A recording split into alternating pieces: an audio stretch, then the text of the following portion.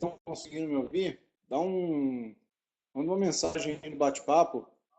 Quem estiver me ouvindo, ou, ó, tô com um problema no áudio. Eu não tô ativando a câmera, tá? Não é nosso objetivo termos a câmera aqui ativada. Eu só quero poder trabalhar com o áudio aqui com vocês e a gente seguir normal. Beleza, o Pedro tá ouvindo normalmente.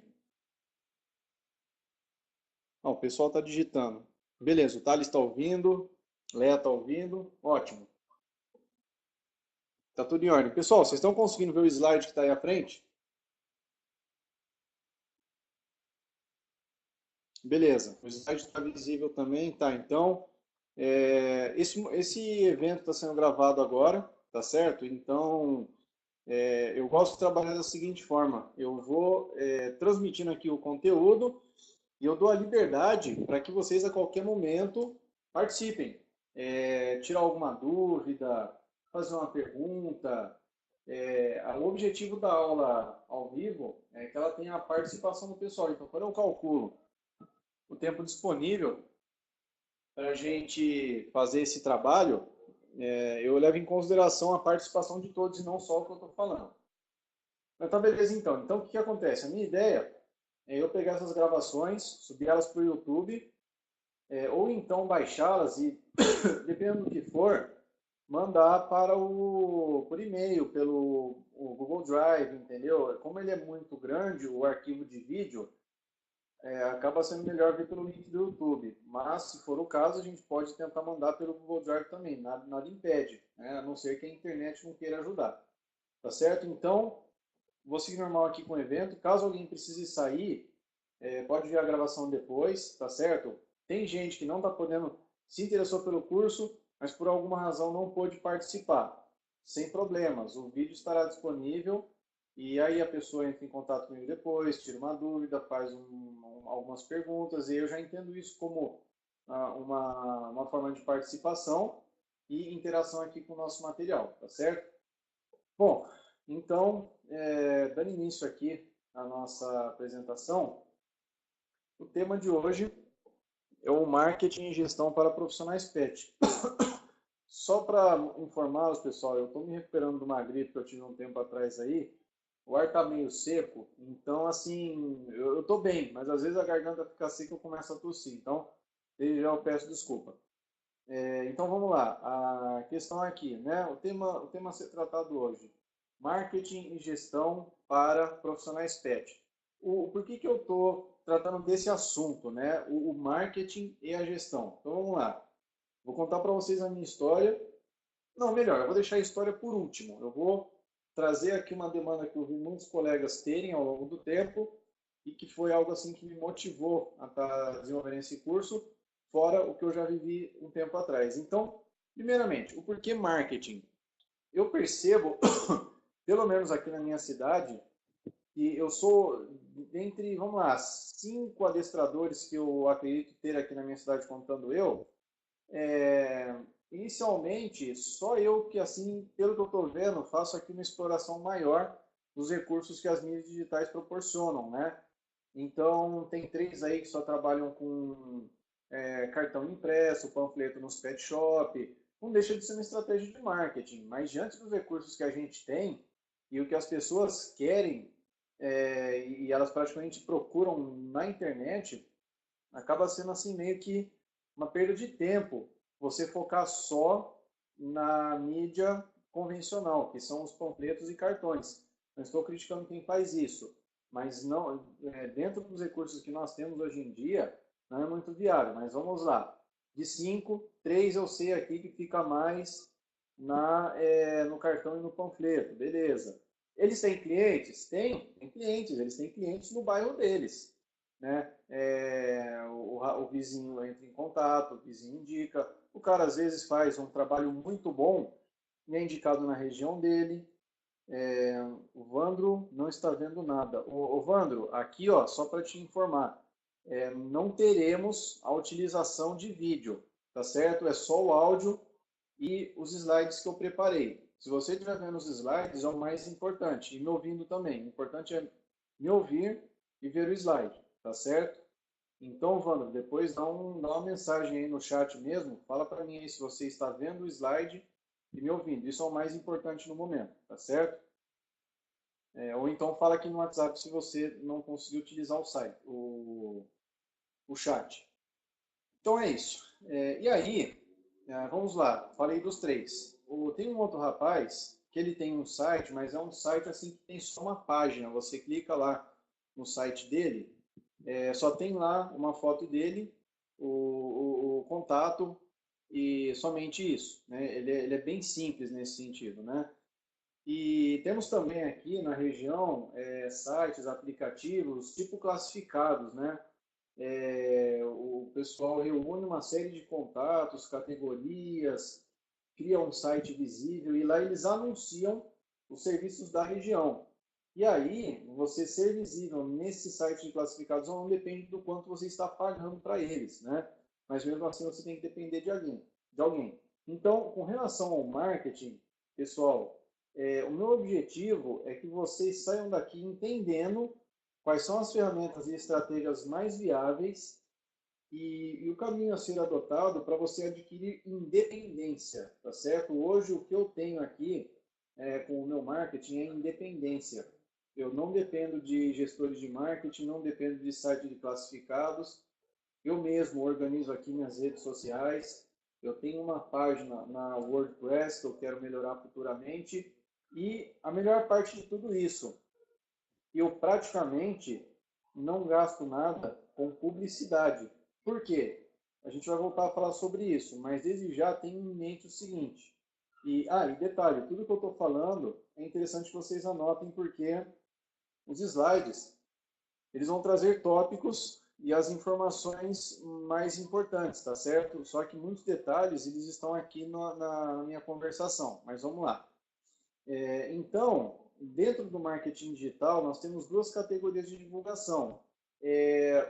No caso, o marketing patrocinado e o marketing orgânico. O patrocinado é aquele que você paga para o Google, você paga para o Facebook, divulgar o material que você postou na sua rede social. O orgânico é aquilo que as pessoas veem sem você pagar nada. Então, às vezes, você faz uma postagem num grupo de WhatsApp, isso não custa nada, né? Você vai lá no grupo de Facebook, Adestradores de São Paulo, e você posta um vídeo sobre o seu trabalho, entendeu? E você não está pagando nada para isso. Então, o que você não paga, o que você usa naturalmente é orgânico. Quando você vai no Face, lá na sua fanpage e investe um valor, aí é um link patrocinado, é diferente, tá certo? Então, hoje, qual é a minha situação? Praticamente o que eu capto de clientes aqui na minha região é um marketing praticamente orgânico e muitas vezes eu não posto nada, porque o negócio está tão bem feito, tão organizado, que quando as pessoas vão procurar o adestrador na região, elas praticamente veem aqui, dentre os primeiros resultados, o meu Facebook, o meu site. Então eu praticamente não me preocupo com isso. A única coisa que às vezes me preocupa é que às vezes eu estou com uma quantia X de clientes, sem previsão de encerrá-los com uma certa proximidade, e do nada me aparece 2, 3 orçamentos e o pessoal acaba fechando e a minha agenda fica bem apertada. Então, para vocês terem uma ideia, eu estou tendo que programar uma forma de, quem sabe, lá na frente treinar outras pessoas para trabalhar comigo, ou então fazer outras formas de trabalho para atender a necessidade do pessoal. Mas graças ao marketing digital, eu saí de uma situação em que eu tinha 4, 5 clientes na base da indicação ou do cartão, e hoje eu trabalho com uma média de 15 clientes. 15 clientes aproximadamente, eles pagando uma faixa de 400, 500 reais da distância. Então, hoje, o que eu faturo com o adestramento é um salário que muitas vezes um diretor de vendas de uma empresa grande tá ganhando e, assim, né, depois de muitos anos de trabalho. Então, trabalhar como adestrador é bom? É ótimo. Melhor ainda quando você tem um sistema de marketing trabalhando para você e te garantindo pelo menos um fluxo aí razoável de orçamentos procurando por você, tá certo? Então, tudo isso que eu falei para vocês, pessoal, é referente ao marketing. É importante, ou não só o adestrador. o profissional do mercado pet, seja ele um taxi dog, tudo que eu estou falando para vocês eu falo adestrador porque eu sou adestrador. E também tenho uma equipe de marketing digital. Eu tenho dois negócios, duas empresas. A minha empresa de adestramento e a minha empresa de marketing digital.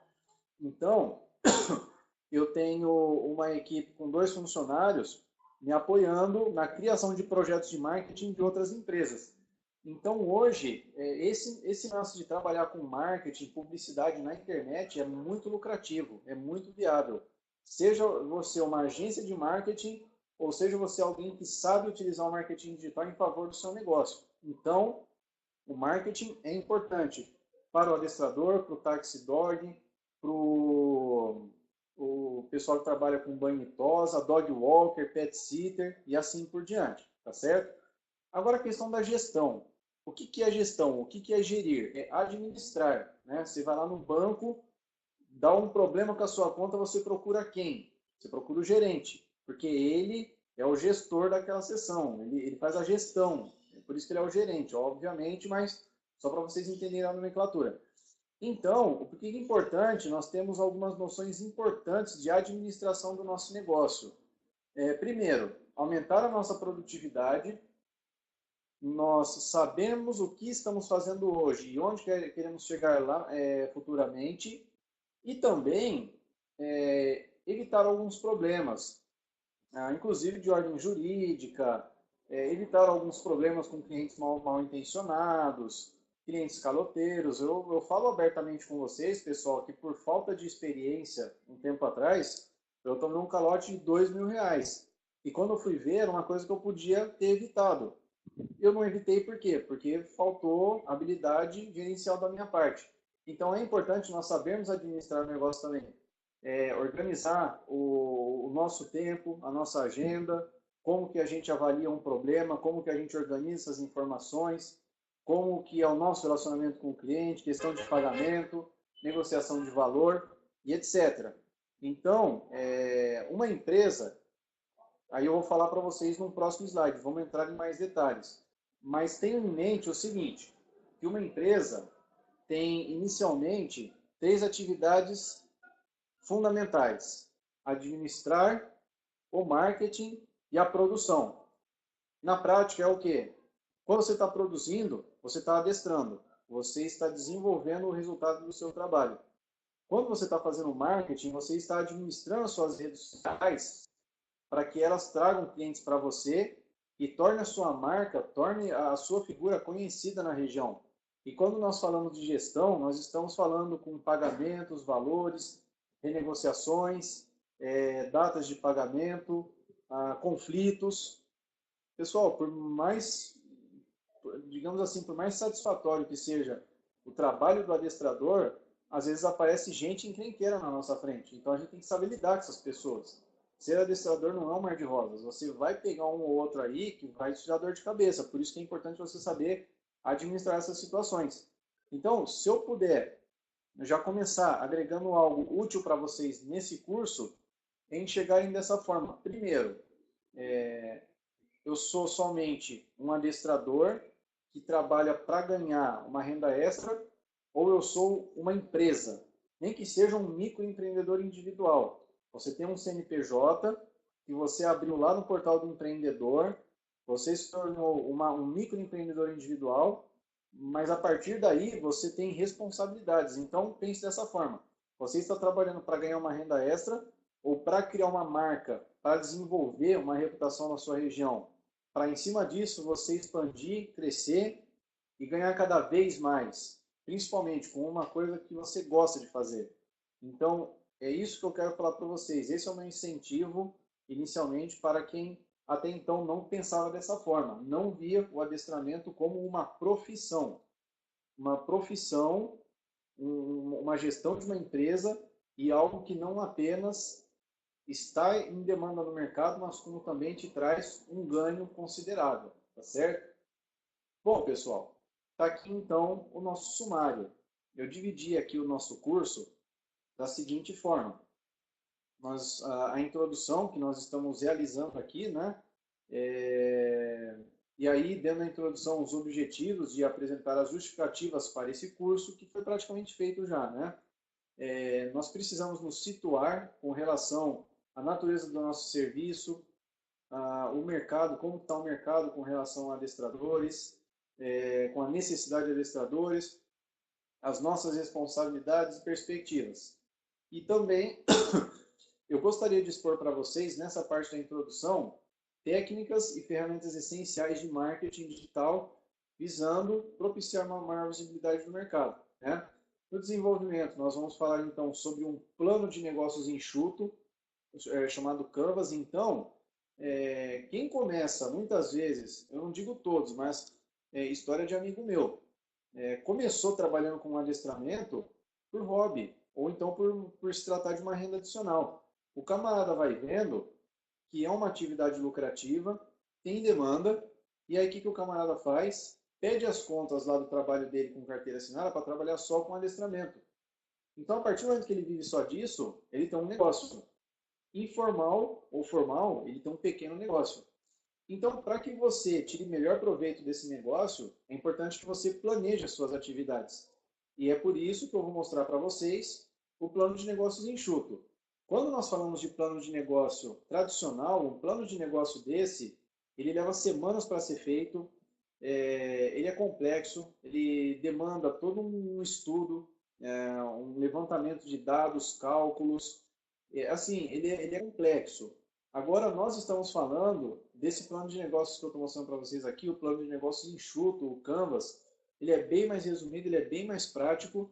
Ele é, digamos assim, um pontapé inicial para quem quer organizar o seu próprio negócio e chegar a algum lugar. Procedimentos administrativos, ou seja, o que é essencial o profissional desenvolver ao longo do trabalho. Aí nós vamos utilizar exemplos para o taxi dog, para o banho em tosa, para o adestrador, mas é importante que ele tenha procedimentos administrativos, é importante que ele tenha documentação e assim por diante.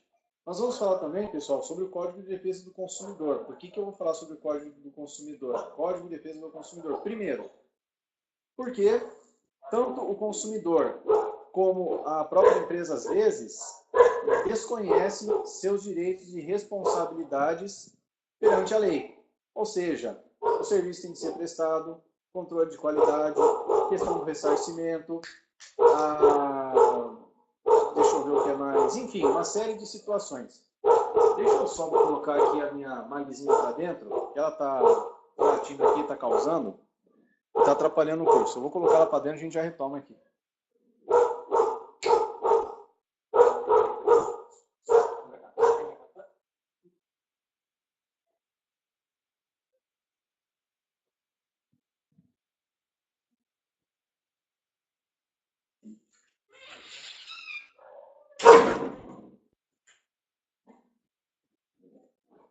Pessoal, perdão, eu estou retomando aqui a nossa apresentação. A Janine está perguntando, alguém sabe como gravar a aula? Janine, não precisa, eu já estou gravando e eu vou providenciar essa gravação para vocês, tá certo? A gravação, ela tem duas formas de ser disponibilizada. Inicialmente, eu posso providenciá-la através de um link no YouTube, e aí ele fica salvo lá no meu canal do YouTube para vocês verem quando precisarem. Ou então, eu posso fazer o download da gravação que eu estou fazendo aqui e mandar pelo Gmail, para vocês verem o arquivo da gravação, tá certo? E deixarem salvo aí no computador. Como tem, pelo menos aqui, uma média de 20 inscritos, se eu tentar mandar isso para o e-mail das 20 pessoas, é capaz de eu levar uma semana, porque assim, é um arquivo pesado. Então, quem puder dar prioridade ao YouTube, ótimo. Quem quiser precisar muito da gravação, a gente tenta mandar pelo e-mail também, pelo Gmail, tá certo? Maravilha. Então, nós tínhamos falado sobre o Código de Defesa do Consumidor. Então, é muito importante nós conhecermos os nossos direitos e deveres perante a lei, seja como consumidor, seja como prestador de serviço. É importante nós sabermos elaborar o plano de marketing, tá certo? Olha só, disponibilizando no YouTube. Beleza então. Beleza então, Janine. E o Pedro está comentando aqui. baixar depois pelo YouTube Catcher. Pode ser também, tá valendo. Maravilha. Bom, então a questão aqui é a seguinte. Bom, o que eu quero passar para vocês? Nós temos que parar aqui no plano de marketing, né? Plano de marketing, então é importante, pessoal, vamos lá. Nós temos uma série de ideias que precisam ser postas em prática. Então, por exemplo, olha, eu vou prestar um serviço aqui de curso à distância para adestradores, igual eu estou fazendo. Eu tive uma ideia, né? Poxa, eu preciso aumentar meu faturamento, preciso ganhar uma grana aí e tal, pagar umas contas, né? Poxa, a ideia é legal. Como é que eu vou tirar ela do papel? Então, é nisso que a gente desenvolve o plano de marketing, tá certo? Justamente analisando o cenário, vemos se temos condições de fazer aquilo, se o concorrente tem essa possibilidade, se ele não tem, se isso significa um ponto positivo para nós e assim por diante, tá certo? Então, o plano de marketing, ele vai pegar a sua ideia boa e vamos verificar se essa ideia boa tem espaço no mercado, se as pessoas vão comprar essa ideia e se essa compra vai gerar lucro para você, tá certo? E aí, pessoal, uma vez tirar essa ideia do papel através do plano de marketing, e me lembrem depois de eu mandar para vocês, pelo grupo do WhatsApp ou pelo e-mail, uma apostila sobre plano de marketing, uma apostila mais detalhada para vocês lerem com mais calma e desenvolverem os seus trabalhos. É importante falarmos também sobre as ferramentas de marketing digital. Então, é aqui que o negócio começa a ficar bom, tá certo? Então, é justamente nessa ocasião que a pessoa desenvolve lá um Facebook, um Instagram, cria um cadastro no Google Meu Negócio, tá certo? Faz uma página no WordPress e assim por diante. Mas, enfim, cria elementos de marketing digital que vão tornando o seu negócio visível e assim por diante. Só que não para por aí. Não basta somente você ter a rede social. Há uma série de técnicas, há uma série de cuidados que nós precisamos tornar para que a nossa rede social, para que o nosso site não seja apenas mais um dentre vários outros. Então, hoje, você pesquisa aí no Facebook, adestrador. Você vai encontrar um monte de adestrador. Você vai encontrar página de Facebook, a fanpage de adestrador. Você vai encontrar grupo de Facebook do adestrador fulano. E vocês verão também, olha só, pode ser que entre nós tenham pessoas que façam o que eu vou falar, tá bom? Não é uma crítica, é apenas uma observação e um conselho. E há pessoas também que utilizam o perfil pessoal para divulgar o trabalho. Não recomendo. Não recomendo por dois motivos. Primeiro, a pessoa que, porventura, te encontrar no Facebook, vê que você é um profissional, mas ela te encontrou pelo perfil pessoal, ela pode ver alguma coisa ou outra lá no seu perfil pessoal que ela pode, assim, associar ao seu trabalho e isso acabar assim, fazendo com que ela não te procure. Eu vou dar um exemplo. Vamos supor que o adestrador, tá? Vamos entrar um pouco em política, que é aqui o nosso caso, o melhor exemplo que a gente pode dar. Mas vamos supor que o adestrador é um cara que vai votar no Bolsonaro. E aí, praticamente 10 postagens num dia, 2 é sobre cachorro e 8 é sobre Bolsonaro. Nada contra. O que vai acontecer? O cliente já não gosta tanto do Bolsonaro, procurou um adestrador, encontrou, mas viu que o cara, não, mas peraí, esse cara é um fascista, ele é um extremista da direita tal, não, vou procurar outro, já não fica a cara desse cara. Isso, por mais engraçado que pareça, acontece. Então, não é bom misturar a parte profissional com a parte pessoal. Se você tem um perfil pessoal no Facebook, é importante, é saudável para o seu negócio que você tenha uma fanpage no qual fique bem claro o que é profissional e o que é pessoal, tá certo? E, enfim, eu estava falando, né? Rotinas de manutenção, produção, marketing, gestão dentro das redes sociais, né? Então, você criar também lá uma página de Instagram para divulgar suas fotos. O Instagram, ele cai muito bem para quem trabalha com pet shop, para quem trabalha com banho e tosa, tá certo? Isso aqui é um dado estatístico, tá certo? A maioria das vezes que uma mulher decide fazer uma compra, a compra foi motivada por um fator visual, tá certo? E aí tem um outro detalhe importante, isso aqui por experiência própria. A maioria, vamos lá, entre homens e mulheres, mas quem mais se interessa e investe em mercado pet são as mulheres. Não que os homens não participem, mas são as mulheres. Eu fiz uma análise aqui das métricas das minhas redes sociais e eu concluí que a maior parte da minha clientela são mulheres de 25 a 45 anos.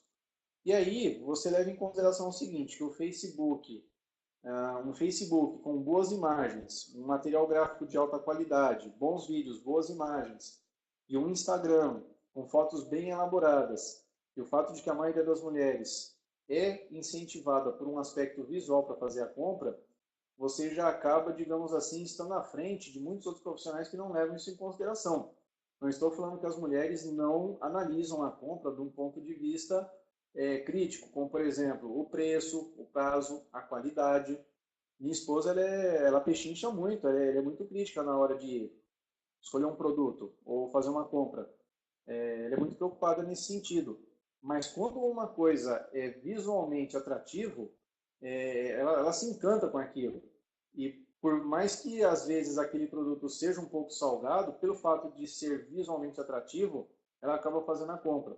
Então, mulheres de um modo geral pensam dessa forma. E aí, se você tem um público-alvo cuja maioria são as mulheres, se você souber utilizar os elementos gráficos de modo bem qualitativo, você acaba tendo pontos à frente aí com relação ao concorrente. Isso aqui é só um detalhe de como é importante a gente saber trabalhar com essas estratégias de marketing.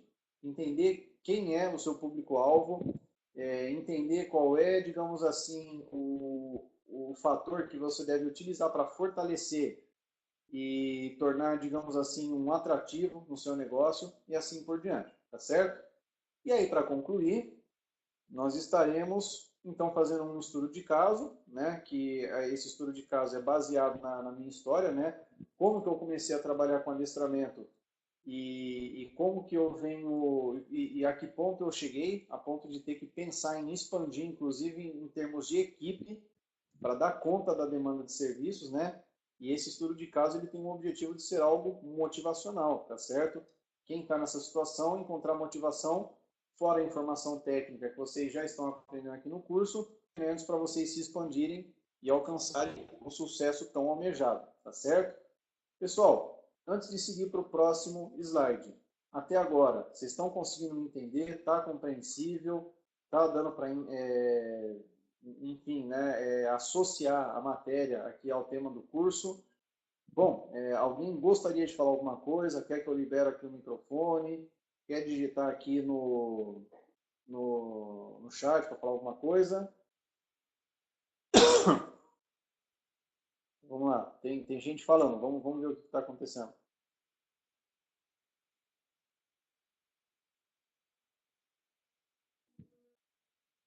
Se alguém quiser falar alguma coisa, eu espero. O Pedro está perguntando, você acha que deve ser cobrada análise? Pedro, ótima pergunta. Vamos lá, Josias está fazendo outra. Algum comentário específico para a venda de filhote? Bom, a gente pode abordar isso. Eu vou fazer o seguinte, vou responder primeiro aqui a pergunta do Pedro, e a gente já pega essa questão aí do Josias. Pedro, veja só, eu vou te contar aqui a minha história. Então, repetindo, Pedro perguntou, você acha que deve ser cobrada análise? Bom, antes, quando eu comecei a trabalhar com adestramento, eu não cobrava, porque o que passava na minha cabeça? Eu preciso ganhar cliente, eu tenho poucos clientes, eu tenho só 4, 5 pessoas aqui na minha carteira de cliente, eu acho que se eu cobrar para fazer a visita, a pessoa não vai querer me chamar, então eu vou fazer a visita de graça. Bom, eu fiz isso por um tempo.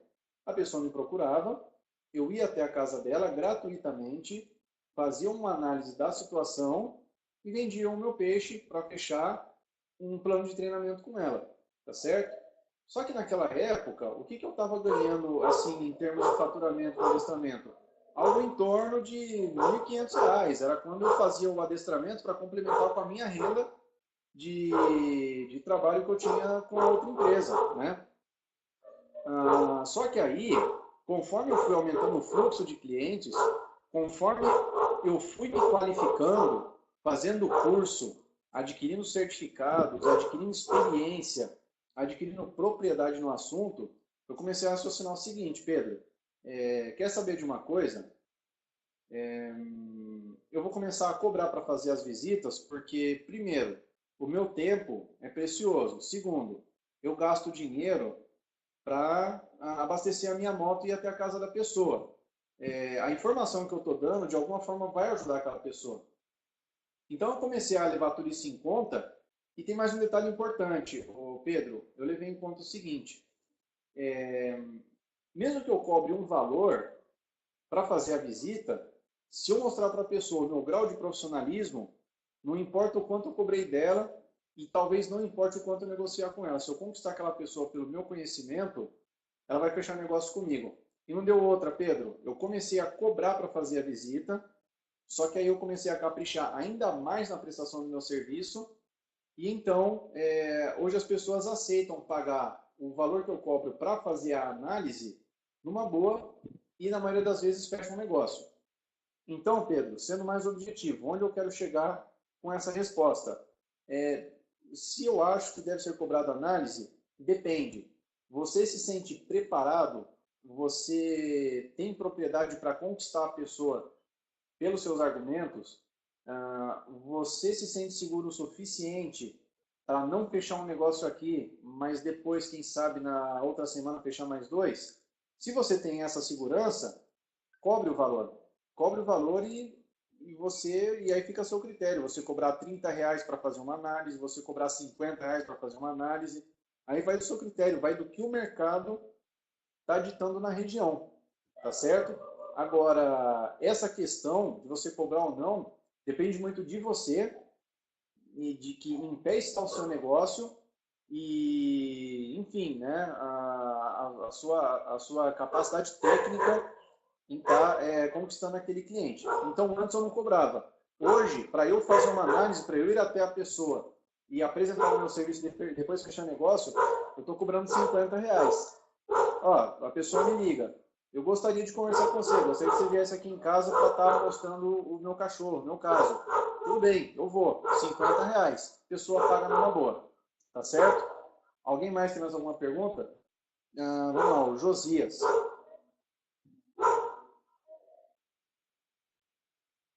Ele está perguntando, a melhor forma de se apresentar as aulas de adestramento.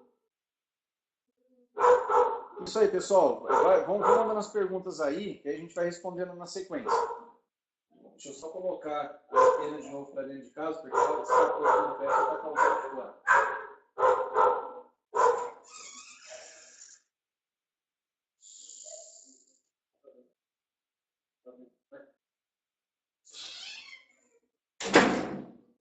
Não.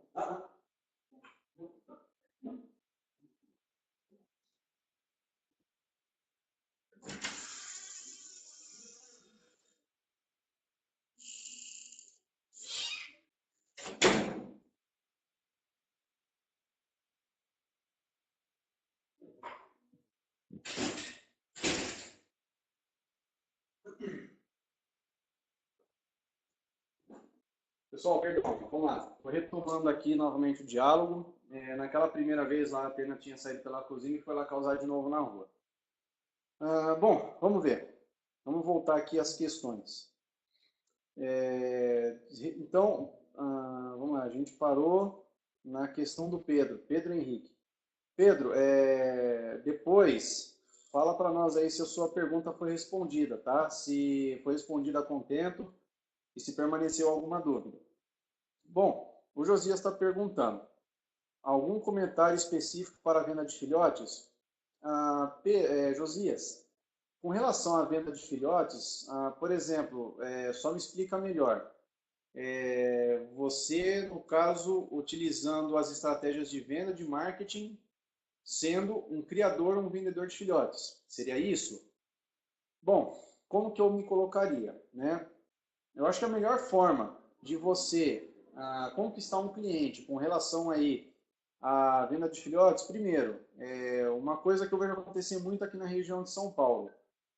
Tem canis, tem criadouros que vão construindo uma reputação através da participação em campeonatos de dog show, exposições, aquelas exposições que verificam a qualidade e o padrão da raça.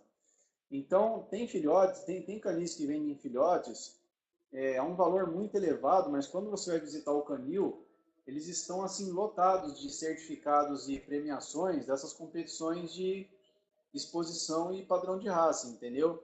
Aí o cara coloca um pouco mais lá em cima do pedigree e tal. Então, assim, essa é uma estratégia que o canil tem para vender filhotes. Se você não tem estrutura para participar de uma competição, para ter aí raças no padrão, e em função disso, cobrar um valor elevado ou utilizar isso como argumento de venda, a melhor forma de você vender os seus filhotes e conquistar aí a confiança do cliente é, primeiro, você ter matrizes, né?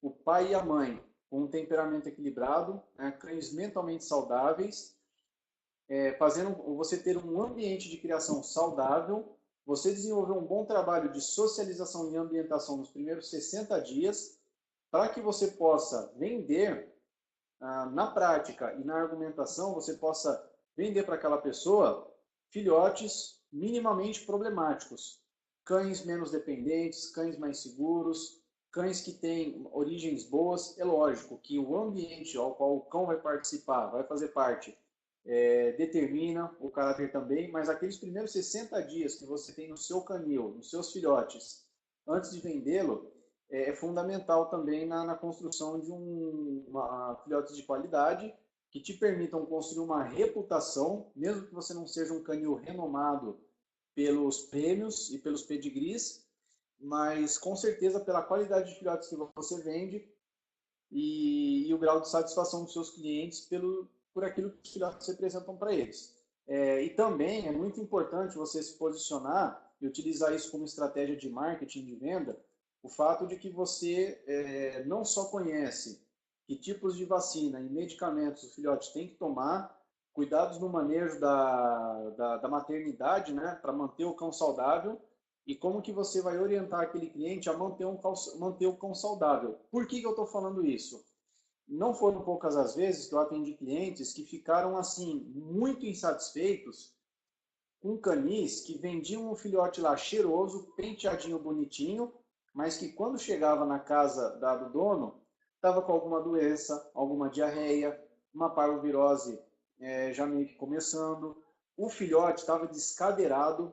Nos primeiros meses de vida, o piso era tão liso, o descaso foi tão grande que lá mesmo ele já começou a pré-desenvolver aí uma displasia. Então, assim, sabe, mesmo que você não tenha um canil de renome, se você tiver esses cuidados na saúde e na formação do caráter do seu filhote, já é um bom começo para lá na frente aquele cliente falar bem de você e te indicar para outras pessoas, tá certo? Esse é o meu comentário como estratégia de marketing e venda e até mesmo gestão para quem cria filhotes, tá certo? Se alguém tiver mais alguma pergunta nesse sentido lá na frente, nós vamos dando mais detalhes também, tá certo? Bom, vamos lá. Só vendo aqui as respostas. Beleza, o Pedro falou que está aqui a resposta, ou a explicação que eu dei. Josias, a explicação que eu te dei aqui com relação à criação de filhotes, canil, criadouro, está tranquilo, está satisfatório? Se você quer que eu tire mais alguma dúvida, qualquer coisa você me pergunta aí. Vamos lá, o Pedro perguntou aqui, qual a melhor forma de se apresentar as aulas de adestramento e valor? Oferecer um pacote de 10 aulas por valor, oferecer um valor X por aula. O Thales mandou uma pergunta no WhatsApp, depois eu dou uma olhada. Beleza. Vamos lá, quem fez a pergunta aqui foi o Pedro. Pedro, eu trabalharia da seguinte forma, com relação aqui a divulgação do seu trabalho, né? Como que você vai negociar com o cliente? Bom, eu faço o seguinte, eu vou te explicar primeiro um problema que eu tinha antes, a ideia que eu tive e o resultado que eu estou tendo hoje dentro do que você me apresentou. Antes, eu chegava para o cliente e fazia um valor fechado por mês para fazer 4 visitas mensais, ou seja, uma visita por semana, duração de, em média, 1 hora. E ali, né, eu estipulei aqui por mês R$ 400. Então é como se cada visita fosse R$ 100. Então eu chegava para a pessoa, fazia a visita, a pessoa me explicava a situação, eu apresentava um plano de trabalho, negociava com ela o seguinte: olha, o meu valor é R$ 400 por mês. É como se cada visita fosse R$ 100. Bom, aí eu comecei a desdobrar algumas estratégias para fechamento. Tem adestrador que recebe antecipado, tá certo? Eu nunca tentei fazer isso porque eu penso da seguinte forma: eu conheço o meu trabalho, eu sei o que eu sou capaz de fazer em um mês com o cachorro, e melhorar o comportamento dele, tá certo? Então, para dar uma garantia maior para o cliente fechar um negócio comigo e nós ganharmos aí um valor a mais ao final de cada mês, o que eu negociava com ela? Olha, são R$ 400 por mês, eu vou fazer uma visita mensal e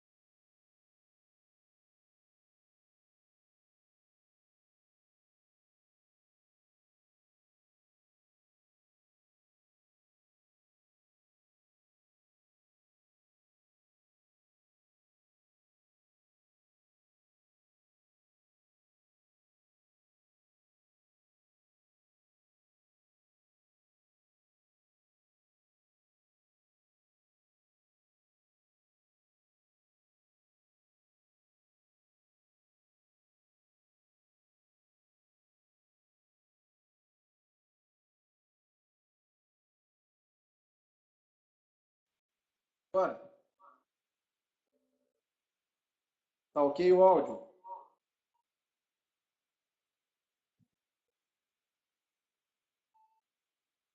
Beleza, então, tranquilo. Pessoal, vamos dar seguimento aqui. Então, a gente estava falando aqui a questão da apresentação do serviço, né? Então, veja só, eu sou da seguinte opinião: se eu chegar para a pessoa, ela não me conhece, serviço de adestramento, por melhor executado que ele seja, ele não te traz uma garantia 100%, porque depende de uma série de fatores. E é lógico que do jeito que as pessoas estão bem informadas hoje, e vendo uma série de golpes acontecerem em tudo quanto é âmbito praticamente, quando a pessoa vai procurar um profissional prestador de serviço, ela vai ficar meio com o pé atrás. Será que eu posso confiar naquele cara? E, na minha opinião, se o camarada chega e cobra antecipado, a pessoa, vamos lá, né, ela pode fechar negócio, mas haverá lá uma boa chance dela ficar com o pé atrás, porque, pô, meu, mas eu não conheço ele, será que vale a pena eu pagar adiantado? Deixa eu ver se tem algum outro adestrador que recebe depois. E aí, numa dessas, você perde a oportunidade de fechar um negócio. Então, o que eu comecei a fazer, né? Aliás, o que eu sempre fiz, para falar a verdade. Olha, são R$ 400 por mês, e para te dar uma garantia, para você conhecer o meu trabalho, eu vou fazer as 4 visitas, você vai me pagar no final do mês, e eu te garanto que ao longo dessas 4 semanas, eu vou te apresentar um resultado. Então, assim, eu sei o que eu sou capaz de fazer. Então, com essa negociação de pagar depois, eu consigo fechar um negócio com a pessoa, entendeu? Aí é lógico, né? Se você vai cobrar R$ 400, 500, 350, fica a seu critério e depende muito do mercado. Mas é dessa forma que eu faço aí essa negociação, tá certo? Primeiro eu inspiro confiança na pessoa, eu faço ela ter uma garantia, tá certo? Como é que o banco te empresta um dinheiro sem te conhecer? Ele vai colocar juros. Os juros são a garantia por aquele dinheiro que ele está emprestando. Dependendo do valor, o banco ele quer que você cadastre um bem seu num valor aproximado ao valor do empréstimo, porque aquele seu bem é uma garantia de que o banco não vai perder aquele dinheiro que ele está te emprestando. Então, os bancos querem garantia, mas as pessoas querem garantia também. Na hora de negociar, que garantia você vai dar sobre a qualidade do seu serviço? Então, é isso que eu falo. Essa é a garantia que eu dou aos meus clientes. A qualidade no serviço no primeiro mês, para no final do mês ela efetuar o pagamento dela. Tem um outro detalhe. Às vezes você pode... o Pedro está comentando aqui, o dura se eles não pagarem e enrolar. Então, Pedro, era justamente o que eu ia falar agora. O que eu faço hoje quando isso aí está dentro da questão da gestão, tá certo? Então, vamos lá. O que eu faço para garantir o meu recebimento? Quando a pessoa fecha comigo, eu mando um e-mail para ela com os termos da negociação. Tem gente que trabalha com contrato. Vamos supor, né? Eu gosto de trabalhar com as coisas certinho também, contrato e tal, mas hoje, com o adestramento, o meu contrato é via e-mail. Então, eu coloco os termos negociados no corpo do e-mail, eu mando para a pessoa, e a partir do momento que ela me dá um recebido, ela está assinando que ela recebeu aquele e-mail e que ela concorda com os termos. Então, o que eu ponho nesse e-mail?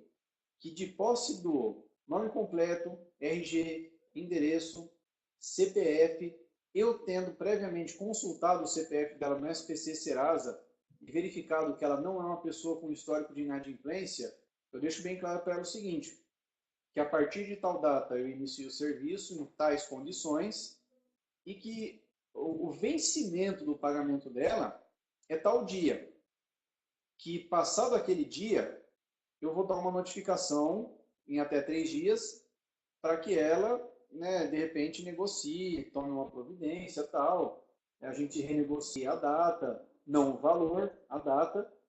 E se depois dessa data renegociada, desse atraso, ela não me pagar, eu suspendo o serviço e a partir daí ela tem 2 semanas para me pagar o que deve, porque senão, do contrário, eu vou pegar os dados que eu colhi na ficha cadastral que eu mandei para ela e irei protestá-la, tá certo? Eu vou, primeiramente, na Câmara de Conciliação, né? nas câmaras de mediação, e vou informar a situação. Ó, fulano de tal se propôs a me pagar tal valor pelo serviço que eu estava prestando e ocorreu tal situação, esgotamos aqui as formas de negociação e, como não houve resultado, como não houve iniciativa da parte dela, eu estou recorrendo aqui aos meios extrajudiciais, tá certo? Então, esse foi um procedimento que eu adotei para evitar esse tipo de problema. Então, ô Eduardo, boa tarde, tranquilo? Se você pegou aqui o bonde andando, tudo o que a gente está falando agora já foi gravado e eu vou disponibilizar depois, tá certo? Então, pessoal, onde eu quero chegar é justamente nesse ponto. Dê uma garantia para o cliente confiar no seu serviço e te contratar. Mas seja esperto, colha os dados dela. Pega o nome completo, RG, CPF, endereço, analisa o CPF dela no SPC Serasa, cria uma ficha cadastral e nesse e-mail, nos termos da prestação de serviço, você explica o seguinte, que foi combinado tal valor, a vencer em tal data, passado tal data é feito tal coisa, passada a outra data o serviço é interrompido e se não forem tomadas providências, você recorre às câmaras de mediação. Simples, tá certo? Isso é uma ideia minha e, sinceramente, quando a pessoa vê o seu grau de seriedade na negociação, que você tem procedimentos e você está disposto a tomar providências diante de falhas, a pessoa pensa 2 vezes antes de pisar na bola com você. Então, se vocês estiverem anotando isso, marquem o seguinte, o profissionalismo de um profissional do mercado pet não está somente na qualidade do adestramento que ele presta ou na qualidade do banho e da tosa, do taxi dog, mas da maneira como ele administra o negócio, tá certo? A impressão que ele causa pela cara de empresa que ele tem ao se relacionar com o cliente, tá certo? Isso tudo é muito importante. Então, por isso que eu falo, pessoal, não adianta você produzir um bom trabalho, não adianta você ter um bom marketing se você não tiver uma boa gestão. E é justamente isso que nós estamos comentando aqui nesse curso, tá certo? Concluindo aqui a pergunta que o colega fez, a questão de como que a gente negocia a questão do valor, tá certo?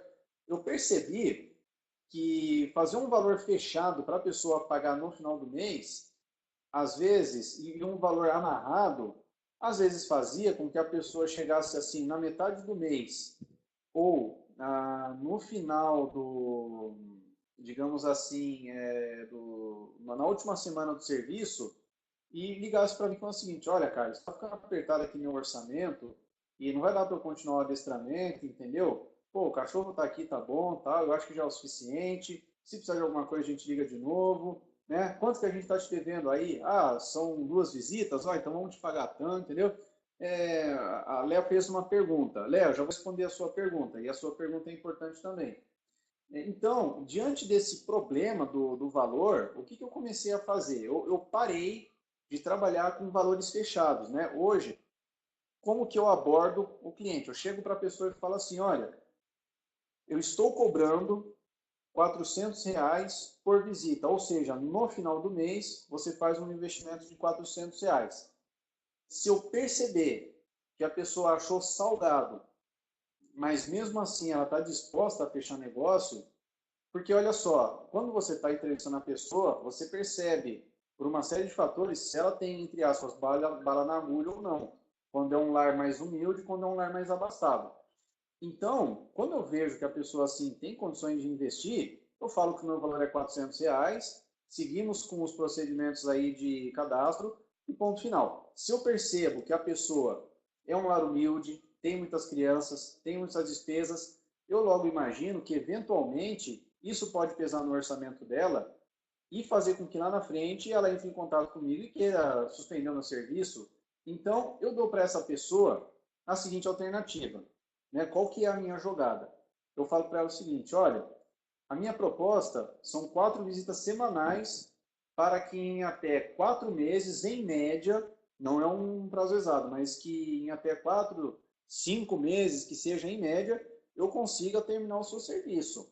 Agora veja bem, se você achar que R$ 400 está pesado, se lá na frente o seu orçamento pesar, a gente pode fazer o seguinte: eu vou desenvolver com você um plano quinzenal de visitas.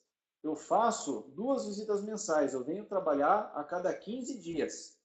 Só que tem um porém, em que pese você, ou melhor, se por um lado você paga a metade do valor, em vez de pagar 400 você paga 200, isso vai exigir da sua parte uma dedicação maior, porque estaremos nos vendo menos vezes, você precisará dedicar mais tempo e atenção ao seu cachorro, baseado naquilo que a gente treinou há 2 semanas atrás, e tem um outro detalhe, eu levaria 4 meses para atingir o seu objetivo se eu viesse toda semana.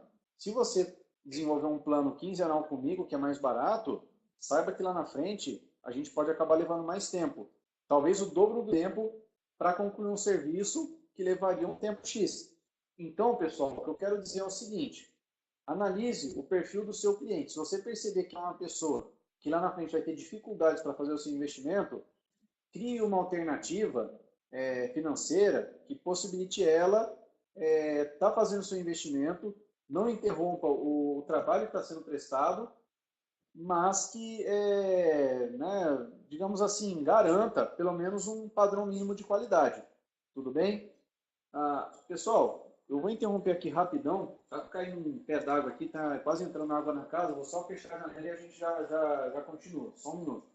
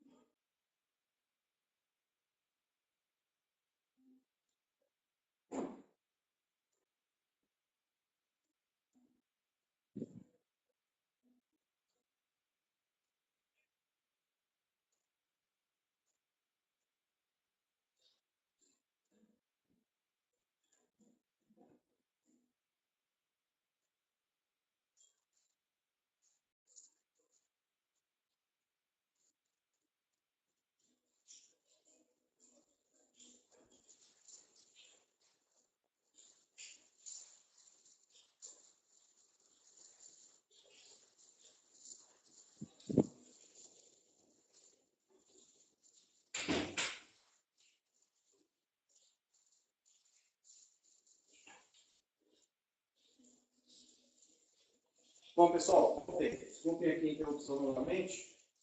Então, vamos dar seguimento aqui à nossa apresentação.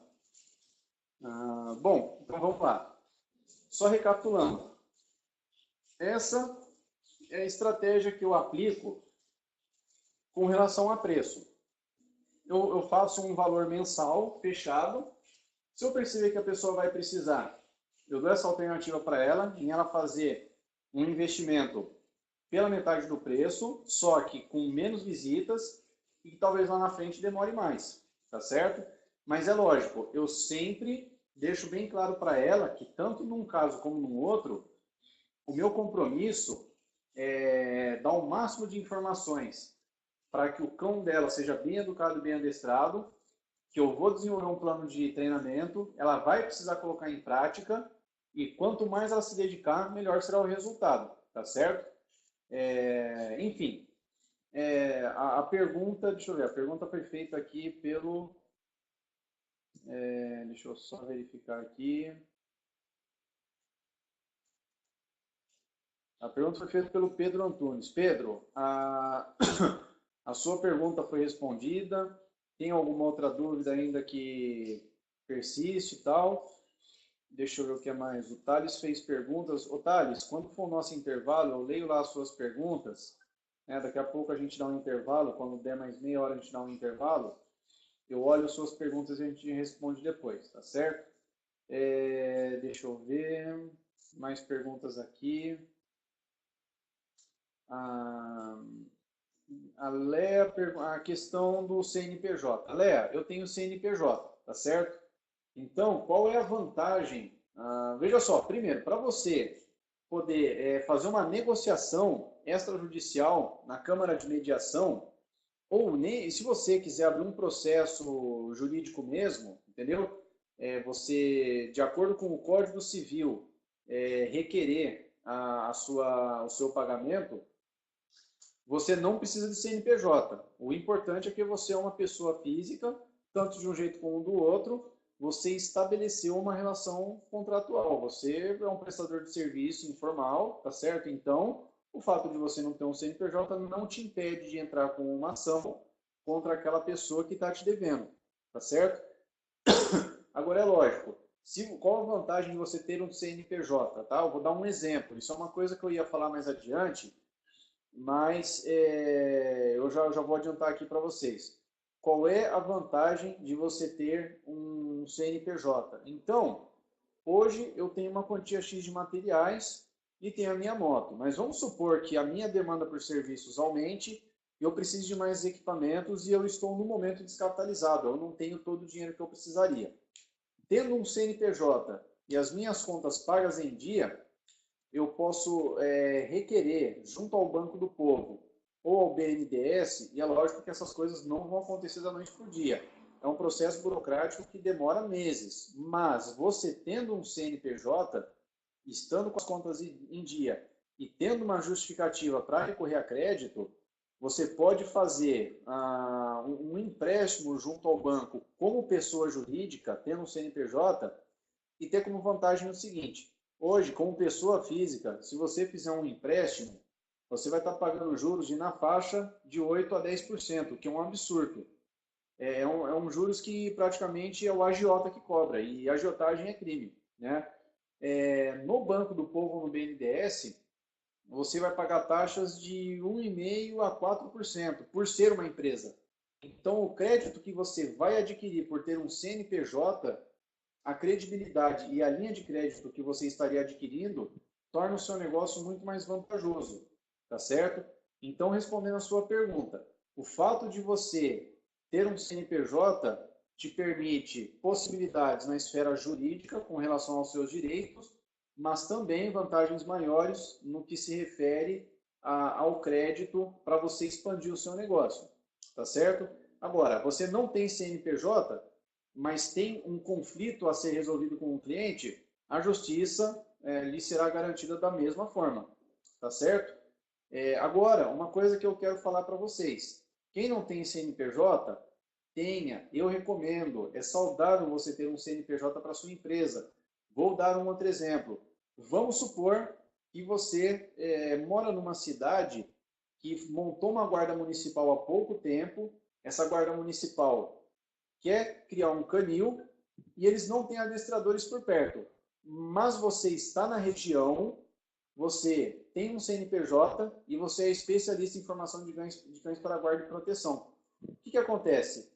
Para você participar de um processo de licitação, aliás, para você participar de um processo de negócio público, mesmo sem a necessidade de licitação, é importante que você tenha um CNPJ, porque é o CNPJ que vai te identificar como empresa prestadora de serviço para a prefeitura, entendeu? Então, não é imprescindível você ter CNPJ, mas ter um te traz uma série de vantagens em meio ao mercado, tá certo? Qual é a sua responsabilidade tendo CNPJ? Você vai pagar mensalmente um imposto na faixa dos R$56. Esse é o imposto do microempreendedor individual. Sendo uma microempresa, o seu imposto passa a ser 8% sobre o seu faturamento total, tá certo? 8% sobre as suas entradas. Aí você tem uma série de despesas e depois fora tudo isso, você tem o lucro, né? Um pouco mais complexo. Então, e a situação do microempreendedor individual. O microempreendedor individual, ele pode faturar até R$6.500. Eu vou ter que logo abrir uma ME, porque a quantia de clientes que eu estou tendo está passando desse volume, graças a Deus. Só que aumenta as minhas responsabilidades, o imposto aumenta. Então, você tendo um CNPJ como microempreendedor individual, você vai pagar R$56 por mês, você tem que pagar o boleto.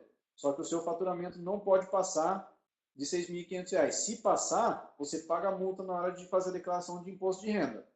Tá certo? Léa, eu vou ler aqui as outras perguntas, mas me manda depois aí um chat falando se a sua pergunta foi respondida ou não, tá certo? Eu faço questão de sanar todas as dúvidas aqui que aparecerem. Vamos ver, o Pedro perguntando, mas você dá suporte, tira dúvidas pelo WhatsApp ou somente nas visitas? Pedro, eu faço o seguinte, informações detalhadas e completas somente presencial. Se a pessoa mora longe de mim, mas quer o meu serviço, eu faço uma consultoria nesse aplicativo que vocês estão participando, Click Meeting. Eu vou falar com uma única pessoa, ela vai me expor o problema e eu vou conversar com ela, apresentando as soluções dentro da teoria, propostas práticas para que ela ponha em prática na casa dela e alcance o objetivo. A pessoa vir me pedir soluções via WhatsApp, eu não dou. E você não precisa nem se estressar. Se a pessoa começar a fazer pergunta, olha, o meu cachorro é agressivo, o que eu faço para tratar ela? Eu faço o seguinte, eu posso chegar para ela, eu não vou dar a solução como um todo. Eu vou, digamos assim, incentivá-la a me chamar para fazer uma visita. Então eu falo o seguinte, olha, a agressividade do seu cão, ela tem várias razões. Ela pode ser uma agressividade obsessiva compulsiva, uma agressividade por dominância, uma agressividade por algum ponto específico que você está encostando no cachorro e estimulando ele a agir dessa maneira. Mas vamos fazer o seguinte, vamos agendar uma visita, sabe? Eu vou aí, analiso a sua situação na prática e aí eu te dou uma informação mais completa, entendeu? Então, eu dou só um pedacinho de nada da informação, mas para despertar o desejo nela. E aí a pessoa avaliar a possibilidade de estar agendando comigo uma visita e eu ir até ela, ter uma conversa para fecharmos negócio, eu ganhar o valor da minha visita, eu poder fechar negócio e ter mais um adestramento no final do mês. Então, assim, não entregue tudo de bandeja no WhatsApp. Você dá pequenas partes da sua solução para despertar o interesse na pessoa e ela avaliar a possibilidade de te chamar. Tá certo? Pedro, se tiver respondido a sua pergunta, se tiver alguma dúvida, me mande aqui no chat também, tá certo? Vamos lá, o Pedro já respondeu. Cristina, esse plano de treinamento você escreve e entrega para o cliente. Cristina, eu faço da seguinte forma, eu vou até compartilhar com vocês depois. Quando vocês vão no médico, o médico vai olhar para sua cara, vai falar assim, você está com um problema assim, assado, tal, não sei o quê. O que ele faz depois? Ele te dá um receituário. Ele vai te prescrever algumas medicações, alguns cuidados, e você, para melhorar a sua saúde, precisa seguir aquela prescrição. O que eu faço, Cristina? Quando eu faço a visita, então veja só, a minha visita, ela pode ser uma visita assim, com boa parte do tempo, dando informações teóricas e um pouco de prática, ou então fazendo mais a parte prática do que informações teóricas. Depende muito do caso. Então, quando é uma situação de educação higiênica, não tem jeito, é mais informação teórica. Quando é um caso envolvendo, digamos assim, um cão hiperativo que fica pulando na visita e causando transtorno, aí é mais prático do que teórico. De qualquer forma, toda vez que eu faço a visita, eu levo o meu receituário. Então é uma folha com a minha logomarca, um espaço para data, o nome do cliente, o nome do cachorro, uma observação em negrito, em destaque, falando que a qualidade do serviço é responsabilidade do dono, que deverá pôr em prática as técnicas para alcançar o objetivo que ele tem com o cão, porque o cão precisa ser liderado, ele não pode simplesmente ser visto como um objeto. Então, assim, e nesse receituário, tudo aquilo que eu falei para a pessoa, que eu dei como orientação e principalmente tarefa de casa, eu escrevo nesse papel, eu organizo as ideias, eu estabeleço por escrito uma rotina que a pessoa deverá seguir, tiro uma foto daquele documento, deixo salvo nos meus arquivos e dou aquele plano de treinamento para aquela semana para a pessoa. Por quê? Para depois a pessoa não chegar lá ao término do 4º mês e não falar para mim o seguinte: mas Carlos, o meu cachorro não está melhorando, você está vindo aqui não sei o quê, porque o cachorro não melhorou tal. Não tem por onde ir. Você fez a visita, você analisou o caso, você escreveu aquele receituário, você pôs na mão da pessoa, você tirou uma foto, você tem tudo aquilo arquivado. E detalhe, dependendo do perfil do cliente, você assina aquele receituário, você deixa um visto seu e pede para a pessoa dar um recebido. Coloca lá a data e a assinatura dela. Você perceber que é uma pessoa problemática, aquela pessoa assim que quer tudo pronto, mas não quer responsabilidade, olhe lá a assinatura dela, você fala que é um procedimento previsto para você controlar os programas de treinamento, né?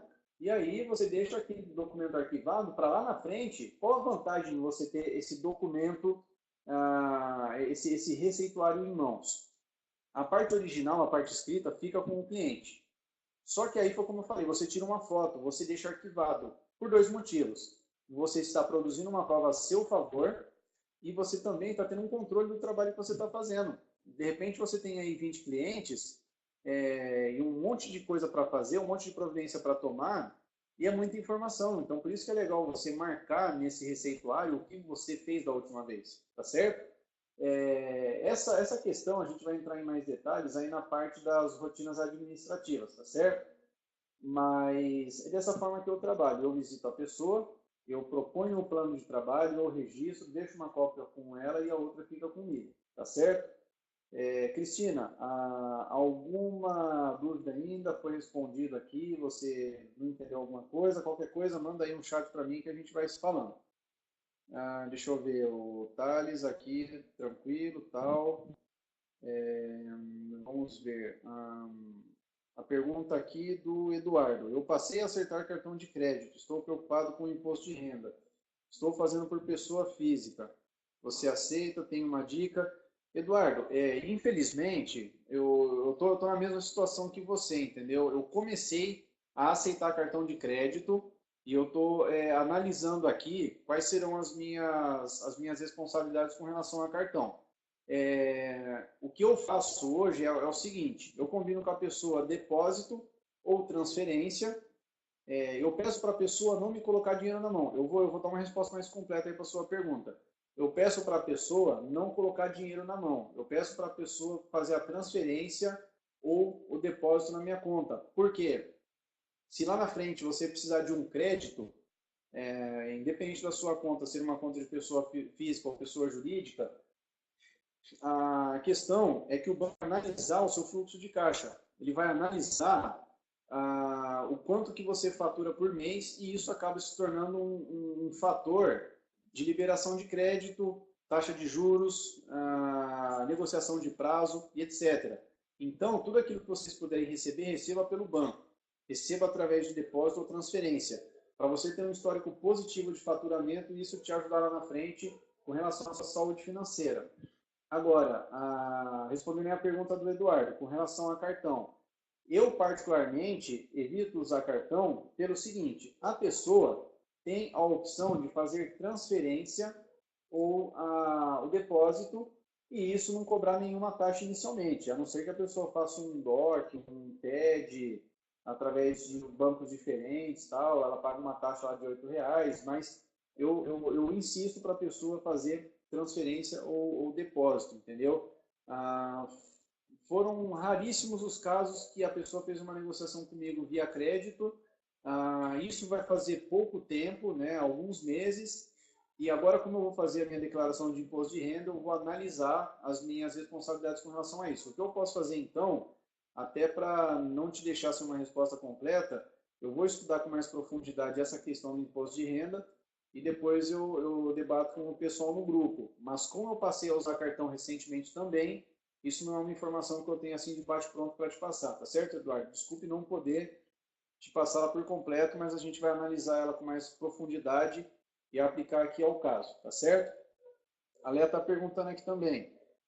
Em relação a contrato de prestação de serviço, no caso, por exemplo, de hospedagem, eu só consigo provar o valor acordado se tiver esse cuidado, certo?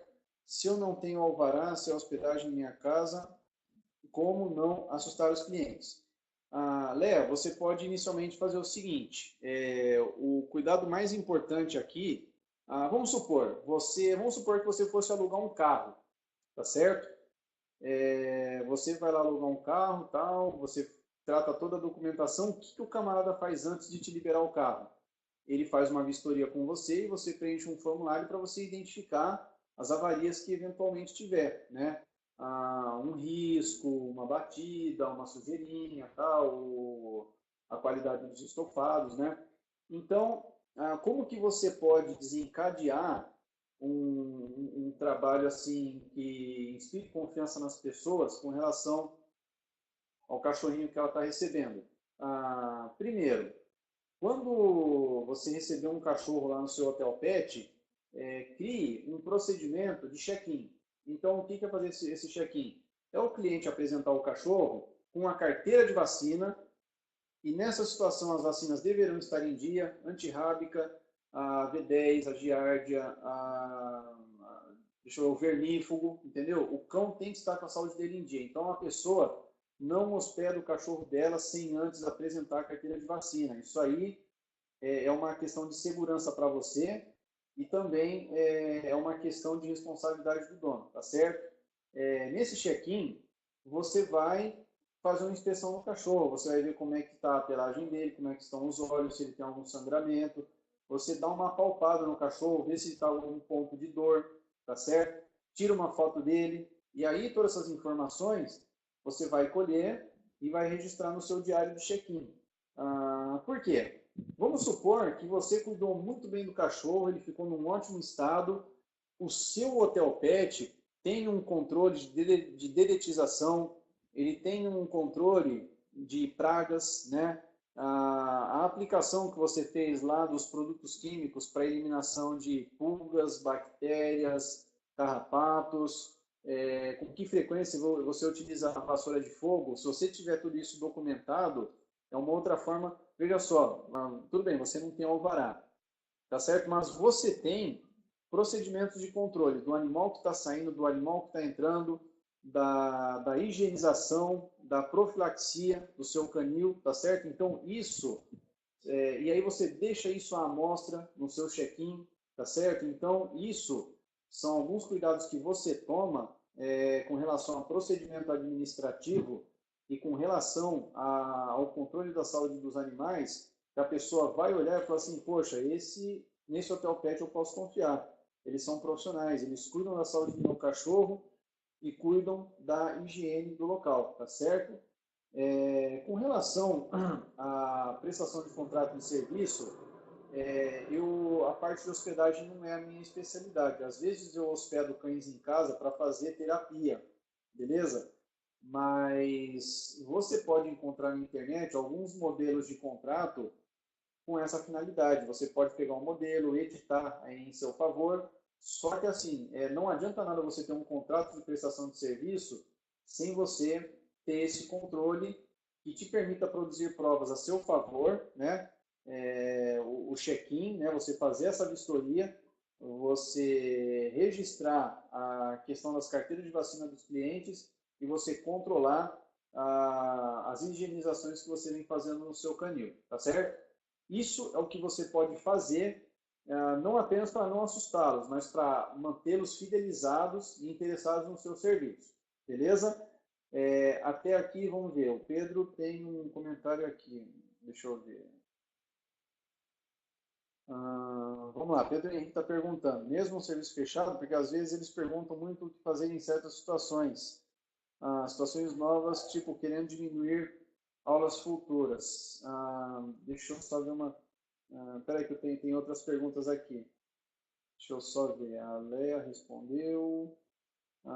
Ô José, seja bem-vindo aí, agora que eu vi a sua mensagem. Pedro, deixa eu só ver novamente aqui, mesmo serviço fechado, porque às vezes eles perguntam muito o que fazer em certas situações novas, tipo querendo diminuir aulas futuras. Pedro, o que você pode fazer aqui é o seguinte, mesmo em serviços fechados, tá certo? Mesmo em serviço fechado.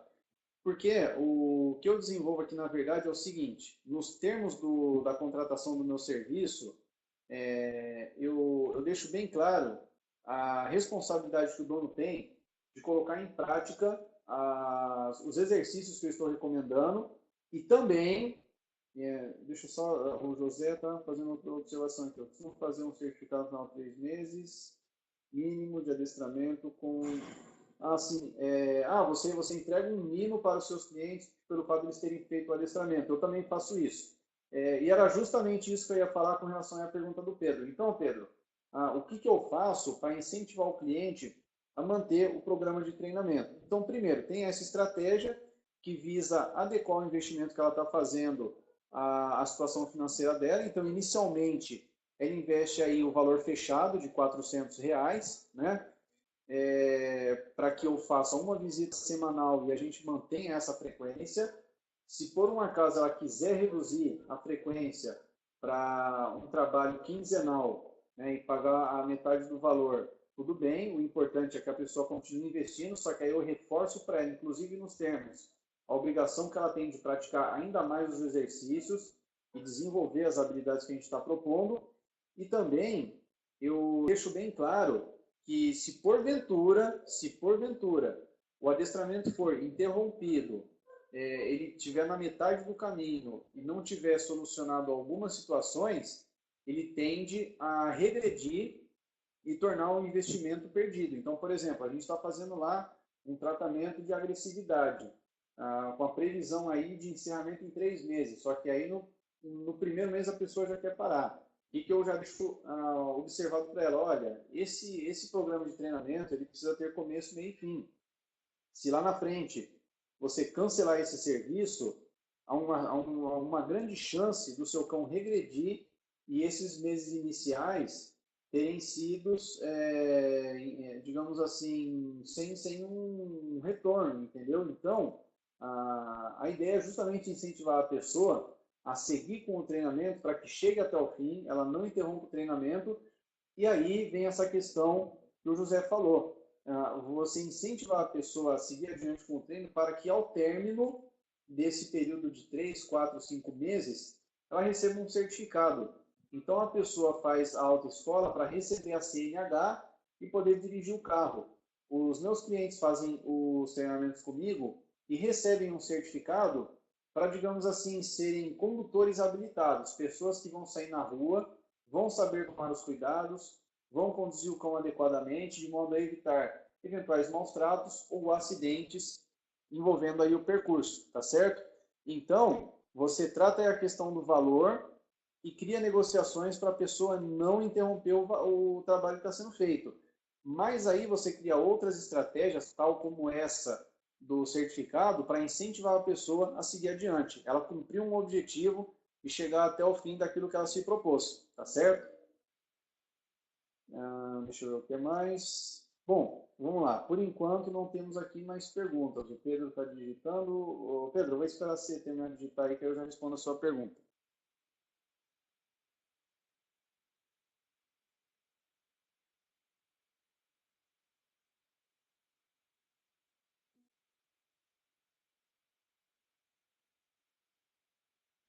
Maravilha, Pedro.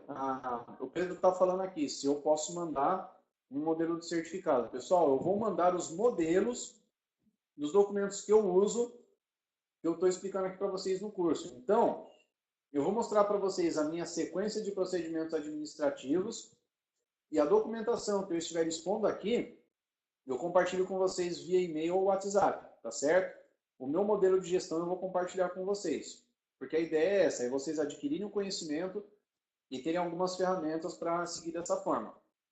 Beleza? Bom, pessoal, foram praticamente 1 hora e 20 minutos de introdução, né? Dá para ver que o nosso curso está bem produtivo. A gente teve bastante assunto abordado e bastante pergunta respondida. Eu vou passar aqui para o próximo slide e a partir daqui então a gente começa a abordar assuntos importantes. Apenas lembrando que quando der mais ou menos 1h30, 1h40, eu vou dar um intervalo aí de uns 15, 20 minutos para tomar uma água, tomar um café e depois retomar aí o restante dos tempos, tá certo? Bom, tá certo então, Pedro. Fico feliz que você tenha sua dúvida esclarecida, tá certo? Bom, então vamos lá. Pessoal, contexto. Uma coisa é fato, o mercado pet está em franca expansão. O Brasil é considerado o segundo maior mercado pet do mundo, perde apenas para os Estados Unidos. Há pesquisas que colocam o Brasil em terceiro lugar, perdendo para Estados Unidos e Inglaterra, tá certo? Isso justamente demonstra uma demanda cada vez mais crescente por profissionais qualificados, independente dele ser um taxi dog, um dog walker, um pet sitter, pet groomer, o adestrador em si, tá certo? O fato é que nós profissionais do mercado pet temos um mercado promissor em nosso favor aqui nesse meio. Só que isso tem um grande problema. E isso não acontece só no Brasil, acontece nos Estados Unidos e na Inglaterra também, tá certo? Um elevado número de tutores despreparados e especialistas causando interferências negativas. Deixa eu explicar para vocês isso aqui. O que é um tutor despreparado? Vocês com certeza já sabem. É aquela pessoa que trata o cachorro como criança, que humaniza o cachorro, né? Por que o mercado pet fatura tanto? Porque esse mercado é um mercado humanizador. Trata o cachorro, trata o gatinho, trata os animais como criança e em cima dessa fraqueza, desse desejo de humanizar os animais, o mercado pet fatura cada vez mais em cima de muita criatividade, tá certo? Só que aí isso tudo tem um efeito colateral. Eu havia já passado nos cursos anteriores que quanto mais humanizado, quanto mais urbano for o animal, mais propenso a problemas de comportamento ele está sujeito. Quanto mais natural, quanto mais, digamos assim, selvagem, né? Quanto mais próximo da natureza for o animal, mais saudável mentalmente ele é, tá certo? Em 1930, o Brasil iniciou um processo de industrialização e urbanização, com algumas medidas que o presidente Getúlio Vargas tomou quando ele assumiu o poder. Isso fez com que muitas pessoas que moravam na área rural fossem morar nas cidades e levassem consigo seus animais de estimação. Dentro desse contexto, nós temos aí uma escala crescente de casas, cidades, pessoas indo morar nas cidades e de cães domésticos, animais domésticos. E, paralelo a isso, um crescimento de animais com problemas comportamentais. Por quê? Estão em constante contato com a humanidade, sendo humanizados e cada vez mais enclausurados, cada vez mais afastados de seus ambientes. Então, é justamente nesse contexto que nós nos inserimos. Se você trabalha com dog walking, você tem um serviço promissor a prestar a essas pessoas, porque essas pessoas querem cachorro, mas não cuidam, não tem tempo para cuidar dos seus cachorros, não tem tempo para levar para passear, porque passa o dia inteiro trabalhando. A mesma coisa, o pet sitter, o pet groomer, o pessoal que trabalha com no caso, o pessoal que trabalha com banho e tosa é o pet bather, né? Ou seja, quem dá no caso, o banhador de cachorro, né? A tradução, é uma tradução ao pé da letra, né? Banhador de cachorro, né? Mas nós sabemos que é o pessoal do banho e tosa, em inglês pet bather, né? Então, veja só, nós temos esse serviço porque as pessoas querem ter animais de estimação, mas não quer ter compromisso, não quer ter tempo. Então, para nós isso é bom porque nós teremos muito serviço. É por isso que é importante nós sabermos lidar com a questão do marketing e da gestão, tá certo?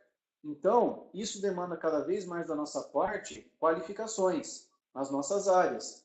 Sabermos preparar esses clientes com o nosso conhecimento e colocar no devido lugar os especialistas, né? Então, vou contar para vocês aqui uma história. Eu estava fazendo um adestramento na praça de um pastor alemão junto com o dono. Eu estava fazendo um trabalho de obediência, até que me passa uma senhora, e nada contra a senhora, mas ela era de associação protetora de animal, né? Ela passou próximo de nós, eu estava com o meu uniforme escrito adestrador, e, digamos assim, ela fingiu que nem me viu. Chegou para o dono do cachorro e perguntou assim, mas o que o seu cachorro tem? O dono falou assim, ele tem um pouco de agressividade, mas o adestrador está aqui tratando ele, foi para isso que eu chamei ele. Essa senhora chega e fala assim na minha frente para o dono, mas não precisa de adestrador. Pega lá um floral de bar, dá para o seu cachorro tantas gotas que o seu cachorro melhora.